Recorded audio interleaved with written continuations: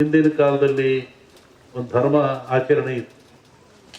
ಗುರುಗಳು ಭಕ್ತನ ಉದ್ಧಾರಕ್ಕಾಗಿ, ಸಮಾಜದ ಶ್ರೇಯಸ್ಸಿಗಾಗಿ ತಾನೇ ನೋವು ತಗೊಳ್ತಾ ಇತ್ತು. ಹೇಗೆ ನೋಡಿ, ಈ ಭಾಗದಲ್ಲಿ ಕಮ್ಮಿ. ಅದು ಉತ್ತರ ಕರ್ನಾಟಕ ಹೋದರೆ ಜಂಗಿನವ್ರು ಕುಂತ ಇತ್ತು. ಒಬ್ಬ ಕಾಲಿಗೆ ಜಂಗಿ ಕೊಟ್ಕೊಳ್ಳೋದು, ಅವನು ಮನೆಗೆ ಬರೋದು. ಬೆಳಿಗ್ಗೆ 6 ಗಂಟೆ ಹೊತ್ತಿ ಬರ್ತಾ ಇದ್ದ. ಅಲ್ಲಿ ಬಂದು ಜಂಗಿ ಶಬ್ದ ಮಾಡೋವನು, ಒಳಗೆ ಹೋಗೋವನು ನೋಡ್ತಾ ಇದ್ದ. ಏನು ಇವರು ಬಾಗಿಲು ಸಾರಿಸಿದಾರೋ ಇಲ್ವೋ, ಇವರು ಸ್ನಾನ ಮಾಡಿದಾರೋ ಇಲ್ವೋ, ಇವರು ಬೇಗ ಎದ್ದಿರೋ ಇಲ್ವೋ, ಇವ್ರ ಮನೆಯಲ್ಲಿ ಸ್ವಚ್ಛತೆ ಇದೆ ಇಲ್ವೋ ನೋಡುವಂತ. ಅವನಿಗೇನು ಅಲ್ಲಿ ಹಿಟ್ಟಿಡ್ತಾ ಇದ್ರು, ಜೋಳದ ಹಿಟ್ಟು. ಒಂದೇ ಹಿಟ್ಟು ತಗೊಳ್ಳೋದು, ಜಾಸ್ತಿ ತಗೊಳಂಗಿಲ್ಲ. ಕಾಯಿಕ ದಾಸೋಗ ಅಂತ ಒಂದಿಡಿ ಜೋಳದ ಹಿಟ್ಟು ತಗೊಳ್ಳೋದು, ಜೋಳಿಗೆ ಹಾಕಿರೋದು. ಹೀಗೆ ಎಲ್ಲರ ಮನೆಗೂ ಹೋಗ್ತಾ ಇದ್ದ ಅವನು. ಎಲ್ಲರ ಮನೆಗೂ, ಯಾರ ಮನೆಗೆ ಎದ್ದಿಲ್ಲ ಹೇಳೋನು, ಎದಲ್ರಿ, ಸ್ನಾನ ಮಾಡ್ರಿ, ಬಾಗಿಲು ಸಾರಿಸ್ರಿ, ಅಡುಗೆ ಮನೆ ಸ್ವಚ್ಛ ಇಲ್ಲರಿ, ಪಾತ್ರೆ ಬೆಳೆದ್ರಿ, ಮಕ್ಕಳಿಗೆ ಸ್ನಾನ ಮಾಡಿಸ್ರಿ ಹೇಳ್ತಾ ಇದ್ರು. ಅವರು ಮಾಡಲಿಲ್ಲ, ಕೆಲವರು ಬಿಟ್ಟು. ಅದಕ್ಕೆ ಏನು ಮಾಡ್ತಾ ಇದ್ರು, ಅಲ್ಲೊಬ್ಬ ಮಠಸ್ಥರು, ಸ್ವಾಮಿಗಳು, ಮಠ ಅಂತಿರ್ತಾ ಇದ್ರು. ಅವ್ರಿಗೆ ಹೇಳ್ತಾ ಇದ್ರು, ನೋಡಿ ಇಂಥರ ಮನೆಗೆ ಹೋಗಿದ್ದೆ, ಅವ್ರು ಎದ್ದಿಲ್ಲ, ಸಾರಿಸಿಲ್ಲ, ಸ್ನಾನ ಮಾಡಿಲ್ಲ. ಅವಾಗ ಅವರೇನು ಮಾಡಿರೋರು, ಶಸ್ತ್ರ ಪವಾಡ ಅಂತ ಕಳ್ಸರು, ಮುಳ್ಳಾವಿಗೆ. ಇವತ್ತು ಅವೆಲ್ಲ ಒಂದು ವಸ್ತುವಾಗಿಬಿಟ್ಟಿದ್ದಾವೆ. ಒಬ್ಬ ಬರೋನು, ಗಂಟೆ ಅಲ್ಲಾಡಿಸೋನು, ಮನೆ ಮುಂದೆ ಮುಳ್ಳಾವಿಗೆ ಮೇಲೆ ನಿಂತ್ಕೊಳ್ಳೋನು. ಮುಳ್ಳಾವಿಗೆ ಮೇಲೆ ನಿಂತ್ಕೊಂಡ್ರೆ ನೋವು ಯಾರಿಗೆ? ನಿಂತವನಿಗೆ. ಗಂಟೆ ಅಲ್ಲಾಡಿಸ್ ಜನವೆಲ್ಲ ನೋಡ್ತಾ ಇದ್ರು. ಯಾಕೆ ನಿಂತ್ಕೊಂಡಿದ್ದೀರಿ ಸ್ವಾಮಿ, ಏನು ಕೆಲಸ? ನೋಡಿ, ಇವ್ರು ಬೆಳಿಗ್ಗೆ ಬೇಗ ಹೇಳ್ತಾ ಇಲ್ವಂತೆ, ಇವರು ಸ್ನಾನ ಮಾಡಲ್ವಂತೆ, ಇವ್ರ ಮಕ್ಳಿಗೆ ಸ್ನಾನ ಮಾಡಿಸಲ್ವಂತೆ, ಎದ್ದುಗಳು ಹಂಗೆ ಕಾಫಿ ಕುಡಿತಾರಂತೆ, ಯಾವುದೋ ಆಚರಣೆ ಇಲ್ವಂತೆ. ಅದಕ್ಕೆ ನಾನು ಮುಳ್ಳಾಗಿ ನಿಂತ್ಕೊಂಡು ಗಂಟೆಯಲ್ಲಿ ಆಡಿಸ್ತಾ ಇದ್ದೆ. ಒಬ್ಬ ಭಕ್ತನ ಉದ್ಧಾರಕ್ಕಾಗಿ, ಒಂದು ಸಮಾಜದ ಏಳಿಗೆ ಎಂಥ ವ್ಯವಸ್ಥೆ ಇಟ್ಟಿತ್ತು ಸಮಾಜ ಹಿಂದೆ. ಒಬ್ಬ ಗುರು ಬಂದು ನೋವು ತಗೊಳ್ತಾ ಇದ್ದ. ಅವಾಗ ಅವನು ಬಂದು, ಇಲ್ಲ ಸ್ವಾಮಿ, ಇನ್ಮೇಲೆ ಹಂಗೆ ಮಾಡಲ್ಲ ನಾನು ಅಂತೇಳಿ ಅವ್ರಿಗೆ ನಮಸ್ಕಾರ ಮಾಡಿ 4 ಕಾಣಿ ಕೊಡ್ತಾ ಇದ್ದ. ನೋಡಿ, ಕಾಯಕ ಸಿಕ್ಕಾಪಟ್ಟ ದುಡ್ಡು ತಗೊಳಂಗಿಲ್ಲ. ಒಂದಿಡಿ ಹಿಟ್ಟು ಅವಂದು, 4 ಕಾಣಿ ಇವನಷ್ಟೇ ಇಳಿದು ಹೋಗ್ತಾ ಇದ್ದ. ಅದಕ್ಕೂ ಮೀರ್ತಿದ್ರು ಕೆಲವರು. ಆವಾಗ ಅವ್ರಿಗೆ ಶಸ್ತ್ರೂಪ ಮಾಡೋದು ಮತ್ತೊಬ್ಬರನು ಅವನ ಮನೆ ಮುಂದೆ ಬಂದು ಮುಳ್ಳಾವಿಗೆ ಮೆಟ್ಕೊಂಡು, ಈ ಬಾಯಿಗೆ ಉದ್ದಕ್ಕೆ ಈ ಬಾಣದಂಗಿರುತ್ತಲ್ಲ ಶೂಲ, ಅದು ಚುಚ್ಕೊಂಡ್ಬಿಡ್ತಿದ್ದ. ರಕ್ತ ಬೀಳ್ತಾ ಇತ್ತು. ಮತ್ತೆ ಗಂಟೆ ಅಲ್ಲಾಡಿಸೋನು. ಎಲ್ಲ ಜನ ಸೇರೋರು, ಯಾಕೆ ಇವನು 5ನರಿಗೂ ಬೆಲೆ ಕೊಡಲ್ವಂತೆ, ಆ ಪೂಜೆನೂ ಮಾಡಿಲ್ವಂತೆ, ನೋಡಪ್ಪ ಇವನು ಅಂತ. ಹಂಗೆ ನೀನು ಯಾಕೆ ನೋವು ತಗೊಳ್ತೀಯ? ಅವರ ಉದ್ಧಾರಕ್ಕಾಗಿ. ಇವು ಮಠಗಳು, ಮಾನ್ಯಗಳು, ಹಿರಿಯರು ಒಂದು ಸಮಾಜವನ್ನು ಸಿದ್ಧುವಂಥ ಸಂಕೀರ್ಣ ಆದರ್ಶ ತತ್ವಗಳು.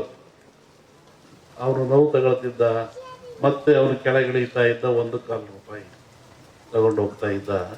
ಇಂತಹ ಒಂದು ವ್ಯವಸ್ಥೆ ಈ ಸಮಾಜದಲ್ಲಿ ಇತ್ತು. ಇವತ್ತು ಅದು ಯಾವುದೂ ಇಲ್ಲ. ಇವತ್ತು 5ನರಿಗೆ ಕರಿಯರು, ಸ್ವಾಮಿಯವ್ರಿಗೆ ಕರಿಯರು, ವಾರ ಕರಿಯರು, ಹಬ್ಬಕ್ಕೆ ಕರಿಯರು, ಅಲ್ಲೂ ಇಲ್ಲ. ಈಗ ಹುಟ್ಟಿದಾಗ ಸತ್ತಾಗ 2 ಸತಿ ಕರೀತಾರೆ. ಅದು ಇದೆ ಇಲ್ಲೂ ಗೊತ್ತಿಲ್ಲ. ಆದ್ರೆ ಇವತ್ತು ನಮ್ಮ ಜಗದೀಶು ನೋಡ್ರಿ, ಎಂಥ ಒಂದು ಸಂಪ್ರದಾಯ ಇವ್ರ ಮನೇಲಿ 400 ವರ್ಷಗಳಿಂದ ಒಂದು ದೇವಿಯ ಆರಾಧನೆ ಮಾಡ್ತಾ ಎಲ್ಲ ಭಕ್ತಗಳಿಗೆ ನಾಡಿಗೆ ಸಮೃದ್ಧಿ ಆಗ್ತದೆ, ನಾಡಿಗೆ ಮಳೆ ಬೆಳೆ ಬರ್ತದೆ, ನಾಡಿಗೆ ಆರೋಗ್ಯ ಬರ್ತದೆ, ಒಂದು ಶಕ್ತಿ ಬರ್ತದೆ. ಆರಾಧನೆ ಮಾಡ್ಕೊಂಡ್ಬಂದು ಇವತ್ತು 25ನೇ ವರ್ಷ ಮದುವಾಗಿ ಒಂದು ಬಾಗಿಣ ಕೊಡ್ತಾ ಇದ್ದೀವಿ ಎಲ್ಲರೂ. ಇಲ್ಲಿ ನೋಡ್ರಿ, ಬಾಗಿಣ ಅಂದ್ರೆ ಮದುವೆ. ಮದುವೆ ಅಂದರೆ ಏನು, ಮಾಂಗಲ್ಯ ಅಂದರೆ ಏನು, ಸೀರೆ ಅಂದರೆ ಏನು, ಆನಂತರ ತಲೆ ಕಟ್ತಿರೋದು ಬಾಸಿಂಗ ಅಂದರೆ ಏನು, ಎಲ್ಲವಕ್ಕೂ ಅರ್ಥ ಇದೆ. ಬಾಗಿಣ ಹೆಣ್ಣು ಮಕ್ಕಳಿಗೆ ಕೊಡ್ತಾರೆ. ಏನು ಬಾಗಿನ? ಬಾಗಣ ಅಂತೀವಿ ನೋಡಿ. ಬಾಗಿನ, ಬಾಗಿ ನಡೆಯಬೇಕು ಮಗಳೇ. ತಾಯಿ ತನ್ನ ಮಗಳಿಗೆ ಹೇಳ್ತಾಳೆ, ವರ್ಷ ಕೊಟ್ಟು. ಅದರಲ್ಲಿ ಏನಿರುತ್ತೆ?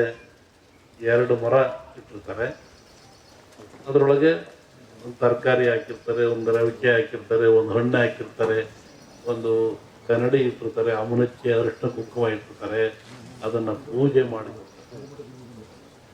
ಮಾಡಿಕೊಡ್ತಾರೆ.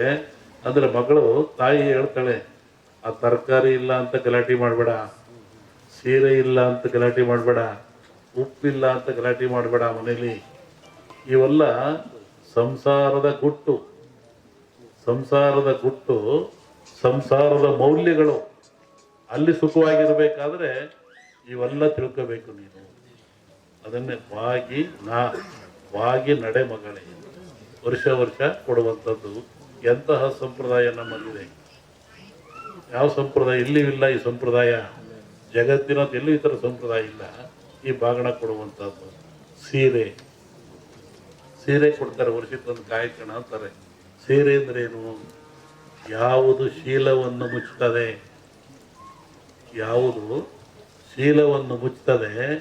ಅದನ್ನು ಸೀರೆ ಅಂತ ಕರೆದರು, ಅದನ್ನು ಪತಿರ್ವತೆ ಎಂದು ಕರೆದರು. ಭಾರತೀಯ ಸಂಸ್ಕೃತಿಯಲ್ಲಿ ಪತಿರ್ವತೆಗೆ ಮಹಾಶಕ್ತಿ ಇದೆ. ಪರಮಾತ್ಮನೂ ಹೆದರ್ತಾನಂತೆ. ಇಂತಹ ಶೀಲ ನಿಂದಾಕಬೇಕು ಅಂತೇಳಿ ತಾಯಿ ಸೀರೆಯನ್ನು ಕೊಡ್ತಕ್ಕಂಥ ಎಂಥ ಮೌಲ್ಯ ಇದೆ. ಮೌಲ್ಯ ಇವತ್ತೆಲ್ಲ ಮರೆದೋಗ್ತಾ ಇದ್ದಾವೆ. ಹಾಗಾಗಿ ರೋಗ ರುಜಿನಗಳು ನಮಗೆ ತಲ್ಲಣಗೊಂಡಿದ್ದಾವೆ. ನೆನೆಸ್ತಾ ಇದ್ದಾವೆ ಇವೆಲ್ಲ ಬಂದು. ಹುಷಾರಾಗಿರ್ರಿ, ಹಾಳಾಗಿ ಹೋಗಿಬಿಡ್ತೀರಾ, ಆ ವ್ರತ ಮಾಡ್ರಿ, ಆಚರಣೆಗಳು ಸ್ವಚ್ಛತೆ ಅಂತ ಚೆನ್ನಾಗಿರ್ರಿ ಅಂತೇಳಿ ಆಗ್ತಾಯಿದೆ. ಮನೆ ಒಂದು ಕಡೆ ಹೇಳ್ತಾ ಇದ್ದಾರೆ ಡೆಲ್ಲಿ ಒಳಗೆ, ಈ ಕಾಯಿಲೆ ಬರೋದು ಯಾಕೆ? ಮನುಷ್ಯನಿಗೆ ಕಷ್ಟ ಬರೋದು ಯಾಕೆ? ಸುಖ ಬರೋದು ಯಾಕೆ? ಕಷ್ಟ ಬಂದಾಗ ಅವನು ಎಚ್ಚರ ಮಾಡ್ತದೆ, ಹುಷಾರಾಗಿರು, ತಪ್ಪು ಮಾಡ್ತಾ ಇದೆಯಾ. 84 ಲಕ್ಷ ಜೀವರಾಶಿಗಳು ಅಂತ ಹೇಳ್ತಾರೆ.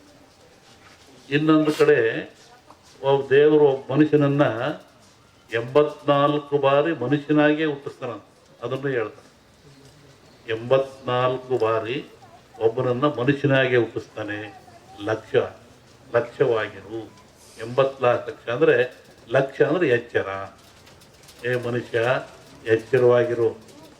84 ಸಲ ಹುಟ್ಟಿದ್ದೀನಿ ಮನುಷ್ಯನಾಗಿ, ಎಲ್ಲೂ ತಿದ್ಕೊಳ್ತಾ ಇಲ್ಲ, ಎಲ್ಲಿನ ಅರಿವು ಮಾಡ್ಕೊಳ್ತಾ ಇಲ್ಲ, ನಿನ್ನ ಕೆಲಸ ನೀನು ಮಾಡ್ತಾ ಇದ್ದೀಯ ಅಂತೇಳಿ ಲಕ್ಷ್ಯವಾಗಿರು, ಎಚ್ಚರವಾಗಿರು ಅಂತೇಳಿ 84 ಬಾರಿ ಹುಟ್ಟಿಸಿ ಅಲ್ಲಿ ತಿದ್ದೆ ಹೋದಾಗ ಮತ್ತೆ ಅವನಿಗೆ ಪಶು ಮುಖ್ಯಾಗಿ ಕೊಡ್ತಾನೆ. 84 ಲಕ್ಷ ಜೀವರಾಶಿಗಳು ಬರ್ತವೆ. ಹಾಗಾಗಿ ಈ 21 ಲಕ್ಷ ನೀರಿನಲ್ಲಿ, 21 ಲಕ್ಷ ಭೂಮಿಯಲ್ಲಿ, 21 ಲಕ್ಷ ಗಾಳಿಯಲ್ಲಿ, 21 ಲಕ್ಷ ದೇಹದಲ್ಲಿ, ಯೋನಿಯಲ್ಲಿ ಈ ಆತ್ಮ ಅನ್ನತಕ್ಕಂಥದ್ದು ಬರಬೇಕು. ಎಷ್ಟು ಕೋಟಿ ವರ್ಷ ಆಯಿತು. ನೀರಿನಲ್ಲಿ 21 ಲಕ್ಷ, ಗಾಳಿ ಕ್ರಿಮಿಕೀಟಗಳು ನೋಡೋಕ್ಕಾಗಲ್ಲ ಅಂಥ ಕ್ರಿಮಿಕೀಟ ಎಲ್ಲಿ ಬಂತು? ಆತ್ಮ ಇದು ಭೂಮಿಯಲ್ಲಿ ಬಂತು, ದೇಹದಲ್ಲಿ ಬಂತು.